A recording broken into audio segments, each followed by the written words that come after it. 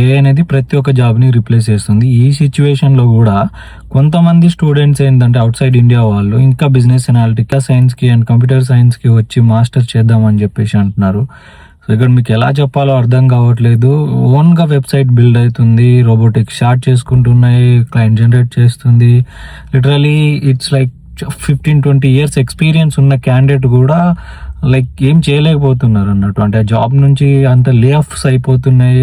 Tech side అంటే అంత worst job market ఉంది. అండ్ జాబ్ మార్కెటే వరస్ట్ అనుకుంటే H1B ఉన్న వాళ్ళకి జాబ్ సెక్యూరిటీ అనేది లేదు. అంటే టెక్ సైడ్ నేను మాట్లాడుతున్నాను. సో ఇలాంటి సిచ్యువేషన్లో కూడా చాలా మంది నేను మాస్టర్ ఇన్ డేటా సైన్స్కి, కంప్యూటర్ సైన్స్కి ఇంకా నేను మాస్టర్ చేయడానికి వస్తాను అని చెప్పేసి అంటున్నారు. సంథింగ్ ఏదైనా చేయండి, but something if you have a stuff to do.